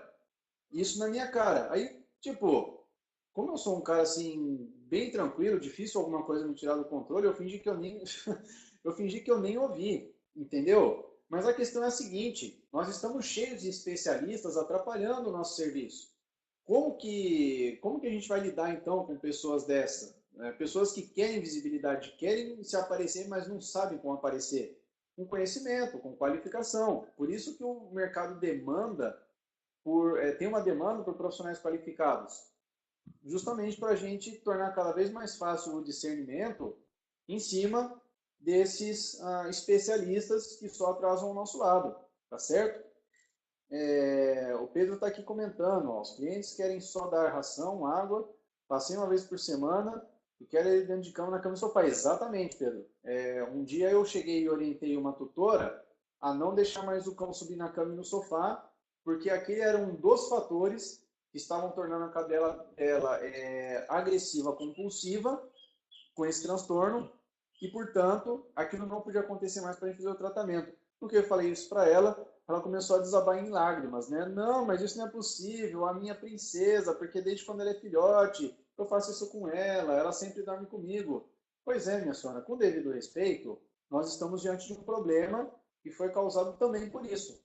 A senhora está investindo R$ 400 em mim todos os meses. Então, qual é a sua escolha hoje? É você manter um hábito prejudicial, embora, digamos assim, necessário a você, ou nós nos permitimos mudar e alcançar o objetivo ao qual se destina o seu investimento? Então, é justamente nesse contexto que nos encontramos. Nós nos deparamos com donos despreparados e com pessoas que, sem nenhum argumento científico ou profissional, apenas atrasam o nosso lado, tá certo? Eduardo está aqui comentando, já aconteceu comigo, pena que não fui tranquilo como você. Ô Eduardo, depois você conta pra gente o que você aprontou aí, por favor. É sempre bom a gente fazer essa troca de experiências, tá certo? Mas eu tenho essa característica, eu sou bem sossegado, dificilmente alguém me tirar do sério. Mas vamos lá. O José está comentando, eles acham ruim, às vezes eu falo para não alimentar o cão, eu chego lá, o pacote está todo lotado. Realmente, eu encontro o mesmo problema. Manter o cão em jejum para o nosso treinamento ser produtivo. Quando eu chego lá, ração transbordando a partir do pote, né? E aí eu não consigo trabalhar direito, é complicado, né? Bom, então vamos lá. Item 4. Olha só, pessoal, é aqui que a gente começa a entrar no objetivo do nosso curso. Amplo uso da internet para pesquisas e compras. Então, hoje, praticamente 90% do que é comercializado nas cidades grandes envolve, não só em relação a produtos, mas em serviços também, envolve uma negociação feita pela internet.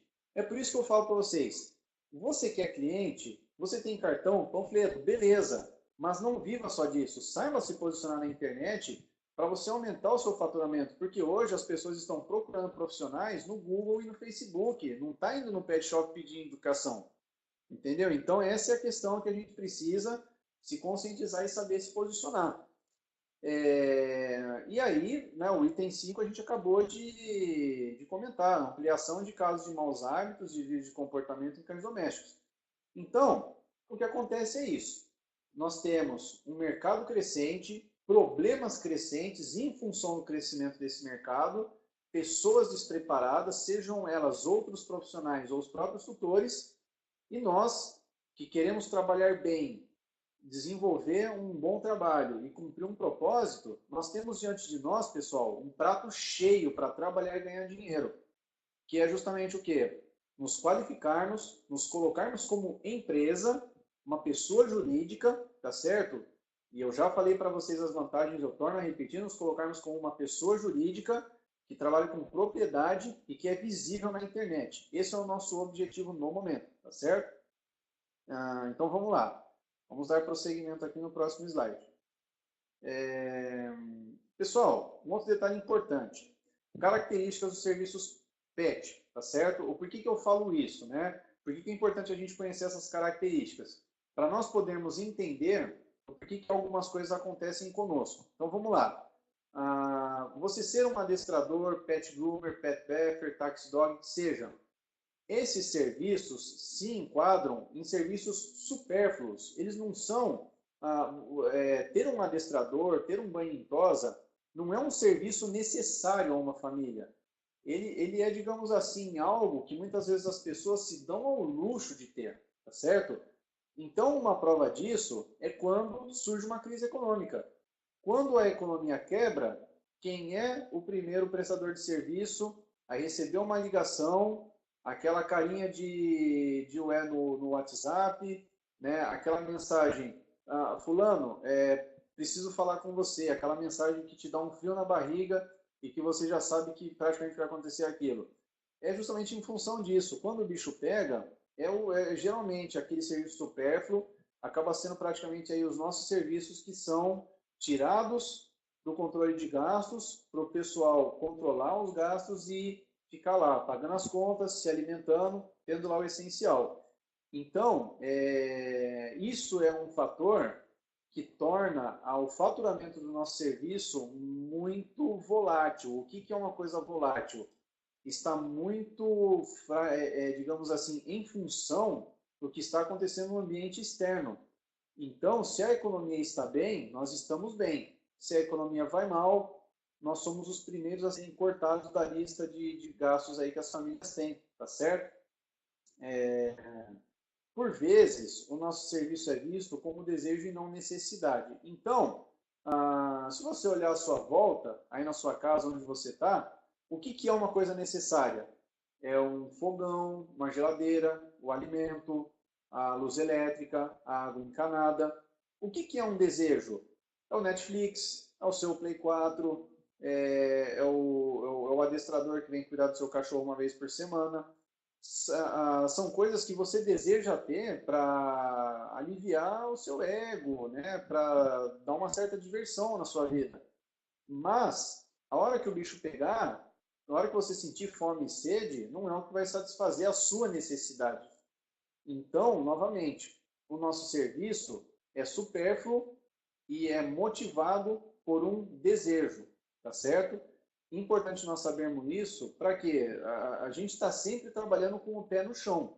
Tem muito adestrador que está cheio de cliente, está trabalhando bem e tal, não sei o que, aí de repente o cara está lá ganhando bastante dinheiro, só que ele não faz um pé de meia, não cria uma reserva emergencial. A hora que chega o final do ano, a hora que o pessoal vai viajar, vai levar o cachorro junto, vai deixar na casa da avó, Quando chega janeiro, tem que pagar IPTU, IPVA, os gastos aí de fim de ano, carnaval, não sei o que e tal.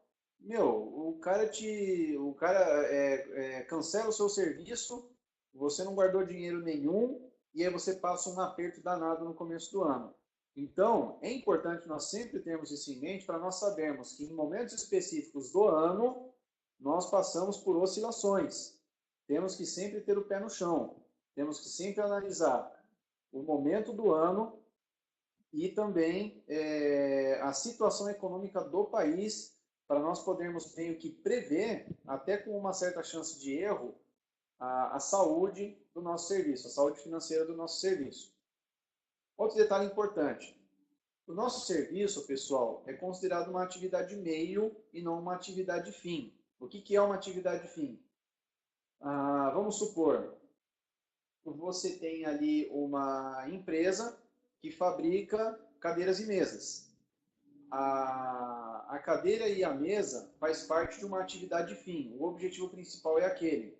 Só que dentro da empresa, você tem pessoas que fazem a faxina, você tem pessoas que preparam um alimento, são pessoas que prestam serviço para que aquela empresa funcione. Então, é uma atividade meio. É uma ferramenta que a empresa tem para funcionar e alcançar a sua finalidade. Nós nos enquadramos como uma atividade meio. O que as pessoas querem é terem animais de estimação saudáveis convivendo com suas famílias. Nós somos as ferramentas para que dentro da finalidade do dono sejamos meios de trabalho para que os cães tenham vida saudável, uma vida dinâmica, seja você adestrador, trabalha com pet shop, banho e tosa, mas essa é a nossa finalidade em meio a esse mercado. Somos profissionais de atividade meio. O nosso objetivo é garantir que a finalidade daquela família seja cumprida, que é o quê? Aquele cão saudável, feliz, dentro daquilo que a natureza estabelece. Então, que isso seja meio que assim a nossa uma informação de orientação, tá certo? O porquê que eu sou adestrador? Qual é o meu propósito? É garantir que aquele cão tenha uma qualidade de vida, tenha uma vida saudável. Portanto, eu sou a ferramenta de trabalho e devo trabalhar da melhor maneira possível para isso. Para a gente concluir aqui esse slide, isso tudo aqui eu estou falando para vocês, pessoal, com que finalidade? É importante nos colocarmos dessa forma, até mesmo para negociar o nosso serviço. Porque a hora que você se colocar diante de uma pessoa que tende a menosprezar o seu serviço, com todas essas informações que eu estou passando para vocês, e eu estou passando porque eu já me deparei com isso, né? Eu fui construindo esses argumentos ao longo do tempo e eu percebi que foram argumentos relevantes. Então, quando vocês se colocarem diante de pessoas assim que não dão o devido crédito ao trabalho do profissional do mercado pet, se coloquem dessa forma, de modo que com os seus conhecimentos você convença a pessoa o contrário, beleza? Com relação ao item 4, é importante a gente mencionar aqui também a questão, a natureza do nosso serviço, né? Às vezes nós somos vistos assim como somente profissionais do segmento pet, mas dependendo da atividade que desempenharmos, tal como, por exemplo, o adestrador e até mesmo o administrador de hotel pet. Eu vou explicar o porquê. O adestrador, ele desenvolve programas de educação canina, obediência, então ele é um educador. Principalmente quando o foco do trabalho dele não é o cachorro, é o dono. Ele está lá dando consultoria, está orientando o tutor a mudar de hábito, a mudar de postura para atingir os objetivos. Então, o adestrador é um educador inserido no segmento pet. O proprietário do hotel pet, ele pode assumir esse papel de educador a partir do momento que no hotel pet ele aplica estratégias e rotinas de enriquecimento ambiental com a finalidade de desenvolver no cão que está sendo hospedado melhorias no comportamento, ou até mesmo algumas estratégias de terapia para tratamento de agressividade, medo, ansiedade. Então, nesse contexto, o proprietário de hotel pet ele pode ser visto também como um educador, tá certo? Porque ele está tendo ele está desenvolvendo algum trabalho relacionado ao comportamento canino. Maravilha? E aí, como eu falei para vocês, né, por que eu preciso saber disso? Porque o adestrador é mal visto. Infelizmente, nós somos mal vistos por uma boa parte das pessoas, né? Para vocês terem uma ideia, na Argentina, em Buenos Aires, existe uma faculdade de adestramento. O adestrador lá é visto como profissional formado com nível superior. Na Alemanha, o pastor alemão é um símbolo nacional. E isso é tão levado a sério que praticamente em cada bairro lá nas cidades alemãs tem um clube de adestramento. Agora chega aqui no Brasil, o adestrador é o cara que bate no cachorro e dá choque para ensinar o cachorro a sentar. Né? Tem gente que fala cada absurdo de adestrador nas redes sociais porque tem essa visão do adestrador e não sabe o quanto investimos em tempo e conhecimento para fazer um bom trabalho, não é verdade? Então, infelizmente, essa é a visão que as pessoas têm, em sua grande maioria, a nosso respeito. Né? Por isso que eu repito, é importante você desenvolver uma marca, você criar uma autoridade através do marketing, você ter um procedimento administrativo, você ter uma posição como profissional para que as pessoas olhem para você e falem o seguinte, meu, aquele cara é profissional, é uma empresa de adestramento. Nossa, eu nunca vi nada igual. Então, assim, não adianta você só trabalhar bem. Você precisa criar uma imagem. Infelizmente, no Brasil, as coisas funcionam assim. É tudo na base da aparência.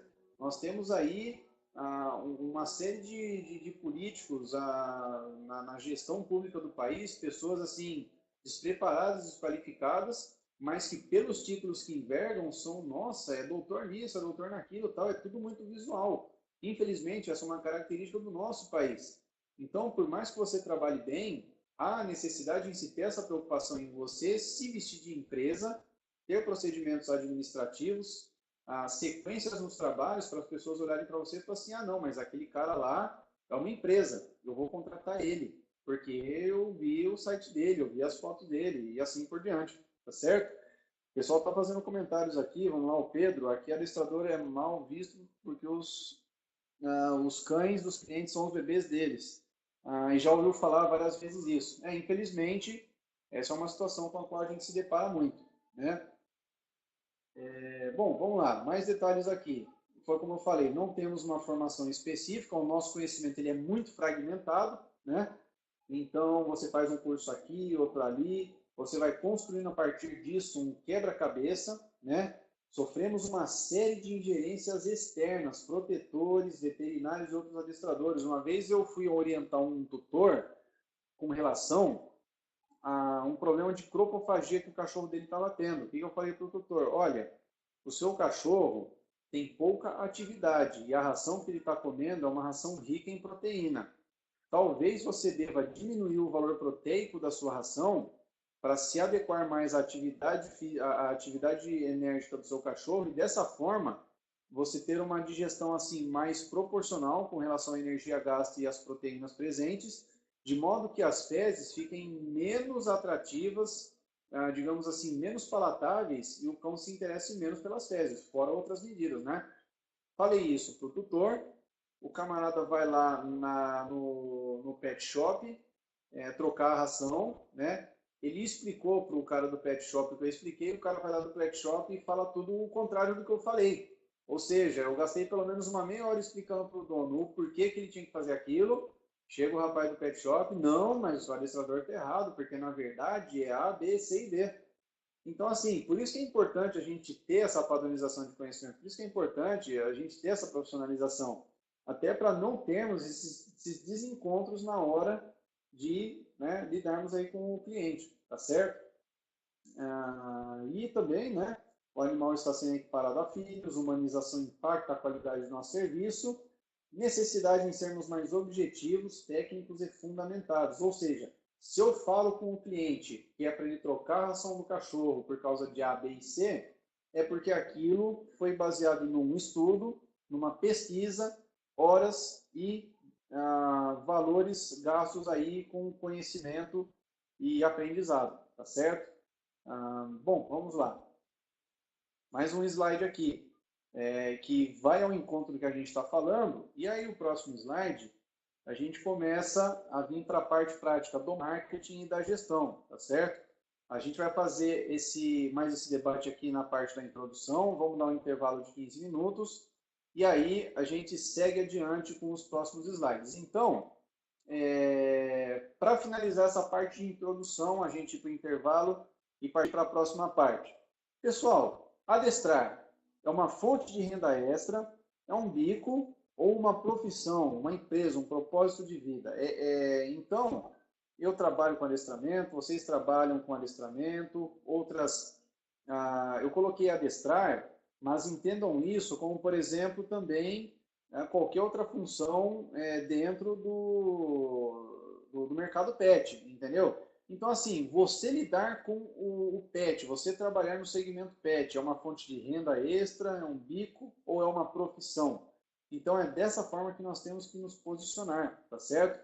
Justamente para quê? Não temos que ver e ouvir essas situações desconfortáveis que, por vezes, ouvimos das outras pessoas, tá certo? E para que possamos nos posicionar como empresa, como profissionais, com um objetivo claro nesse segmento, nós estaremos falando mais, então, futuramente aí, nesse curso, depois do intervalo, sobre as medidas de gestão e marketing. Lembrando, novamente, só para a gente lembrar aqui, as três principais atividades de uma empresa são a gestão, a produção e o marketing. Então, nós já produzimos, já fazemos muito bem o nosso trabalho.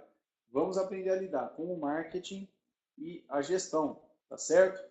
Eu vou dar uma encerrada aqui por enquanto, eu vou pausar aqui a nossa apresentação, vamos dar um intervalo aqui de 15 minutos, tomar uma água, descansar aqui a garganta, e a gente já retoma a nossa apresentação em breve, tá certo? Quem tiver alguma pergunta, alguma dúvida, manda no WhatsApp que eu dou uma lida e a gente já volta respondendo na medida do possível. Beleza, pessoal? 15 minutos, até daqui a pouco.